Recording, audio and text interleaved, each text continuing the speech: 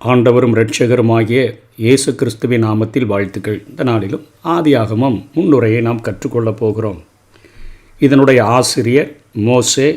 அந்த பெயருக்கு அர்த்தம் இழுத்தெடுக்கப்பட்டவர் என்று சொல்லி அர்த்தம். இவருடைய தந்தை அம்ராம், தாய் யோகபத். யாத்ராகமும் 6வது அதிகாரம் 20வது வசனத்தில் பார்க்கிறோம். பின்பு பார்வோனினுடைய மகளால் மோசே தத்தெடுக்கப்பட்டு வளர்த்தது நமக்கு தெரியும். இவர் பிறந்து வளர்ந்த இடம் எகிப்து. இவருடைய தொழில் முதல்ல அரண்மனையிலிருந்து கல்வி கற்று அங்கே எகிப்தினுடைய சகல சாஸ்திரங்களிலும் தேர்ச்சி பெற்றவராக இருந்தார். பின்பு அங்கேருந்து அவர் ஓடி ஒளிந்து ஆடு மேய்க்கிற தொழிலை செய்தார். பின்பு லட்சக்கணக்கான மக்களை கானானுக்கு வழி நடத்தி செல்லக்கூடிய ஒரு மிகப்பெரிய பணியை அவர் பெற்றுக்கொண்டார். மந்தை மேய்த்து கொண்டிருந்த பொழுது அவருடைய வாழ்க்கையில் ஏற்பட்ட திருப்புமுனை என்ன? முட்செடியில் தேவனை தரிசித்த பின்பாக வந்த அழைப்பின்படி எகிப்திலிருந்து ஜனங்களை விடுதலை செய்து வனாந்திரத்தில் அவர்களை நடத்தி கானானுக்கு நேராக அவர்களை அழைத்து சென்றார். இவருடைய ஆர்வம் என்ன அப்படின்னா, எபிரேயரை விடுவித்து பத்திரமாக கானானுக்கு வழி நடத்துகிறது தான் அவருடைய ஆர்வமாக இருந்தது. அவருடைய சாதனைகள் அப்படின்னு பார்த்தோன்னா, பார்வோனுக்கு முன்பாக அற்புதங்களை செய்தது, 5 ஆகமங்களை அவர் எழுதியது, உலகம் அந்த உண்டாக்கப்பட்ட அந்த காரியங்களை குறித்து தன்னுடைய புத்தகத்திலே அவர் எழுதி வைத்திருக்கிறது அவருடைய சிறப்பாக காணப்படுகிறது. இது எழுதப்பட்ட காலம் என்று இன்றைக்கு சொல்லப்படுகிற காலம் என்ன? கிமு 1491 1451 வரையிலாக எழுதியிருக்க முடியும் என்கிற கருத்துக்கள் நிலவுகின்றன. இதில் 50 அதிகாரங்கள் காணப்படுகின்றன. வசனங்கள் 1533 வசனங்கள் இந்த ஆதியாகமம் புத்தகத்திலே காணப்படுகிறது. இன்றைக்கு சொர்க்கத்தின் வாசற்படி என்றெல்லாம் சொல்லுகிறார்களே, உண்மையான சொர்க்கத்தின் வாசற்படி தான் வேதாகமம். நீங்கள் வந்திருக்கிற இடம் சரியான இடம் அப்படிங்கிறத வேதம் நம்ம அதை படிக்கும்போது நமக்கு அது சொல்லக்கூடியதாக இருக்குது. வாழ்க்கை பாதையெங்கும் நம்ம பாதம் தேய, நம்முடைய பிரச்சனைகள் மாற நாம் நடந்து இப்பொழுது நம்ம வேதாகமத்தை திறந்து படிக்கிற அந்த இடம்தான் சொர்க்கத்தினுடைய ஒரு வாசற்படியாக இருக்கிறது. இந்த வேதாகமம் நமக்காக நம்ம பிறந்த நாளிலிருந்தே இன்றைக்கு வரைக்கும், இன்றைக்கி தான் முதலாக வேதத்தை திறக்கிறோன்னா அது நமக்காக பல ஆண்டுகளாக தவித்து கிடக்கக்கூடிய அது ஒரு நூலாக இருக்கிறது, ஒரு புத்தகமாக இருக்கிறது. இது தேவனுடைய வார்த்தையாகிய ஒரு ஏணியை போன்று காணப்படுகிறது. வானையும் மண்ணையும் தொடுகின்ற ஒரு விசித்திரமான ஏணியாக ஆண்டவருடைய வார்த்தைகள் இருக்கிறதென்றே சொல்ல வேண்டும். மோசையினுடைய அவருடைய கரங்கள் இதை தீட்டி இருந்தாலும் யாக்கோபினுடைய கனவில் ஆண்டவர் ஒரு அருமையான ஒரு ஏணியை காண்பித்தாரே.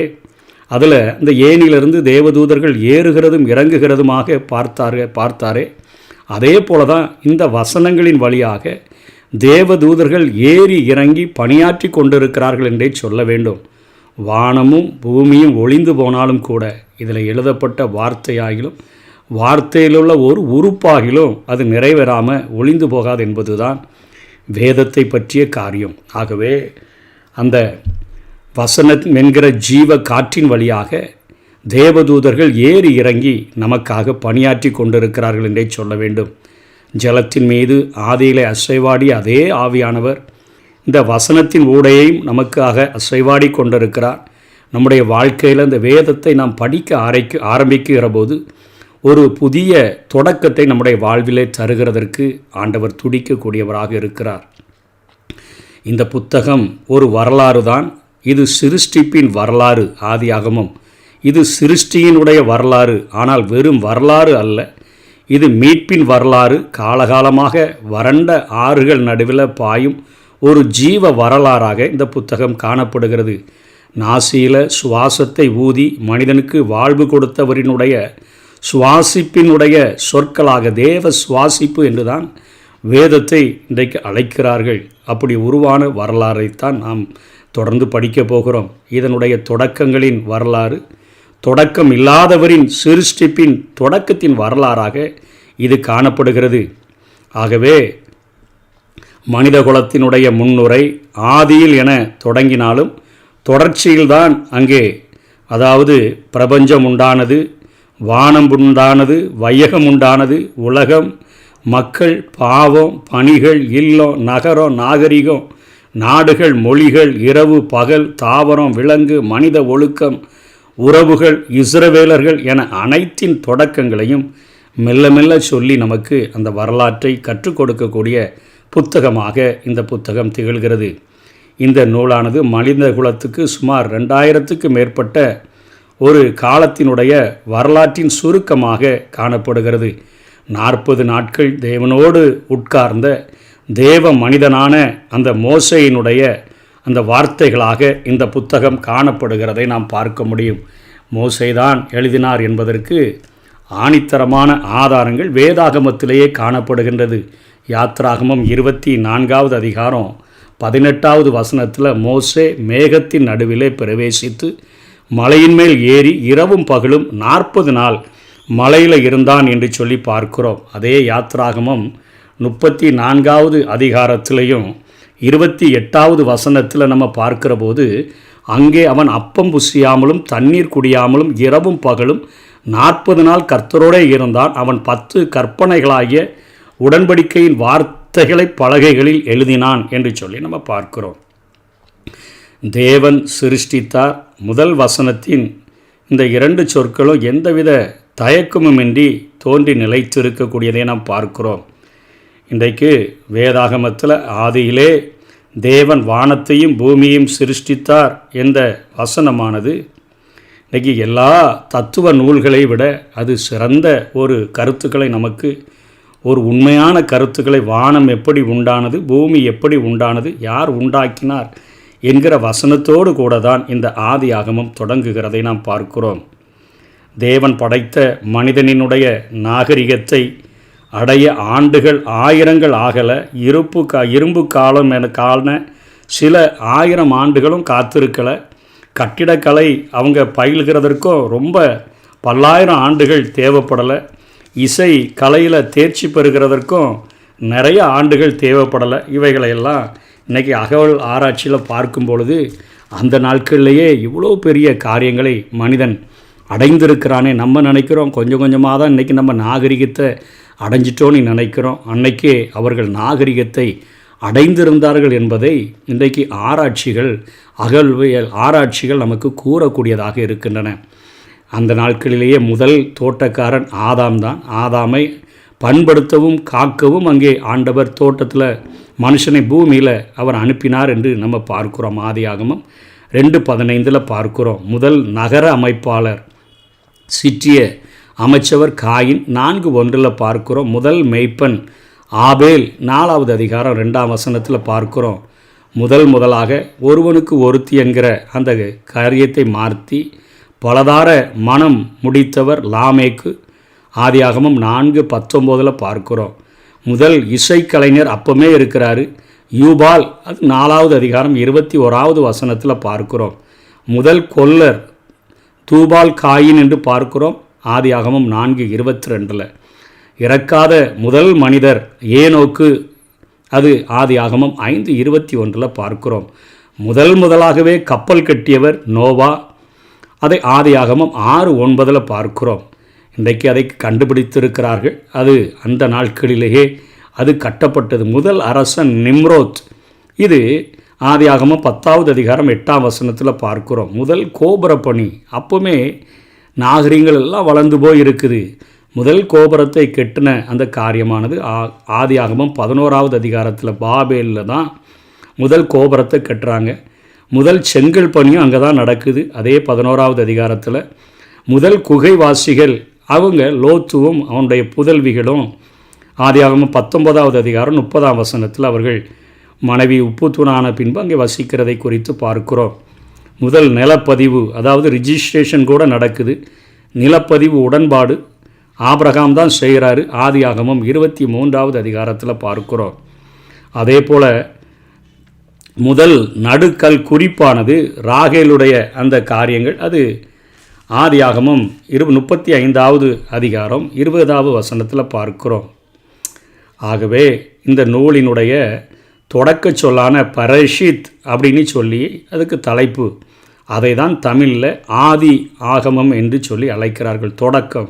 தொடக்க ஆகமம் அல்லது தொடக்க நூல் என்பது இதனுடைய பொருளாக காணப்படுகிறது. இது 5 நூல்களை சேர்த்து உடன்படிக்கை புஸ்தகம் என்னும் அழைக்கிற வழக்கம் கூட இருந்தது என்று சொல்லி நம்ம 1 நாளாகமத்தில் நம்ம பார்க்கும் பொழுது இது உடன்படிக்கை நூலாக 34வது அதிகாரத்தில் 1 நாளாகமத்தில் இந்த காரியங்களை நாம் பார்க்க முடிகிறது. எனவே இந்த கிரேக்க மொழிபெயர்ப்பு காலத்தில் தான் தனித்தனி பெயர்கள் கொடுக்கப்பட்டு இந்த நூல்கள் தனித்தனியாக அழைக்கப்பட்டன. அதற்கு முன்பாக உடன்படிக்கை புஸ்தகம் என்று அழைக்கிற ஒரு வழக்கம்தான் அந்த நாட்களிலே காணப்பட்டது. இந்த நூலினுடைய ஆசிரியர் மோசே என்று பழைய ஏற்பாட்டு புத்தகங்களில் அநேக குறிப்புகள் காணப்படுகிறத நம்ம பார்க்க முடியும். யாத்திராகமத்தில் 17வது அதிகாரம் 14வது வசனத்தில், பின்பு கர்த்தர் மோசேயை நோக்கி, நீ இதை நினைவுகூரும் பொருட்டு நீ ஒரு புஸ்தகத்தில் எழுதி யோசுவாவின் செவி கேட்கும்படி வாசி, அமலேக்கை வானத்தின் கீழெங்கும் இராதபடிக்கு நாசம் பண்ணுவேன் என்றார் என்று பார்க்கிறோம். இதனை 2 ராஜாக்கள் 14வது அதிகாரம் 6ஆம் வசனத்திலையும் பார்க்க முடியும். நெகேமியாவில் 13வது அதிகாரம் 1ஆம் வசனத்தில், அன்றைய தினம் ஜனங்கள் கேட்க மோசேயின் புஸ்தகத்தை வாசித்தார்கள். அதிலே அம்மோனியரும் மோவாபியரும் இஸ்ரவேல் புத்திரருக்கும் அப்பமும் தண்ணீரும் கொடுக்க எதிர்கொண்டு வராமல் அவர்களை சபிக்க அவர்களுக்கு விரோதமாய் பீலையாமை கூலி பொருத்தி கொண்டபடியால் என்று சொல்லி நம்ம பார்க்கிறோம். இது நெகேமியாவினுடைய புத்தகத்தில் எழுதப்பட்டிருக்கிறத பார்க்கிறோம்.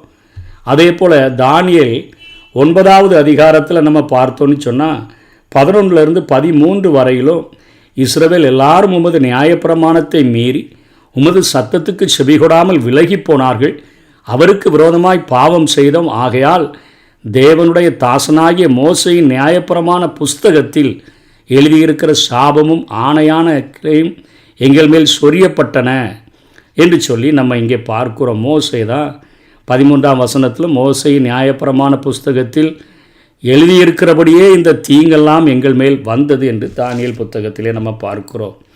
புதிய ஏற்பாட்டிலே இந்த காரியங்கள் மேற்கோளிடப்படுகிறதே.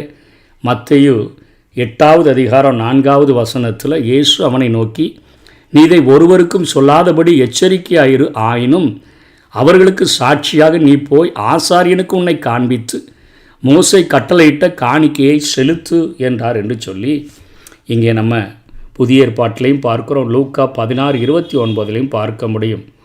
தொடக்க கால சபையினுடைய கூற்றாக இது காணப்படுகிறது.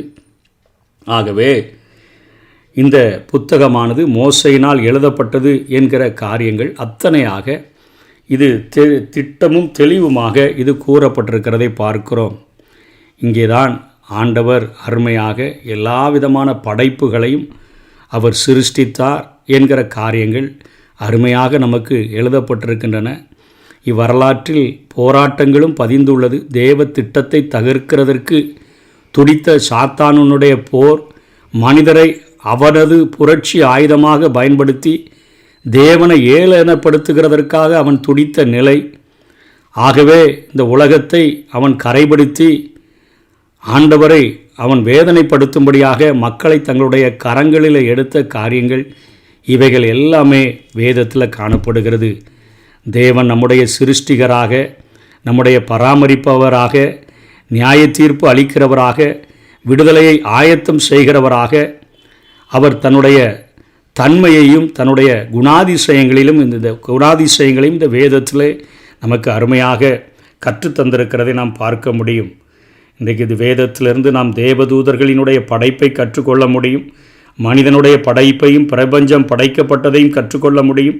தேவகுமாரன் மாம்சமானதை நாம் அவதாரம் எடுத்து வந்ததை கற்றுக்கொள்ள முடியும்.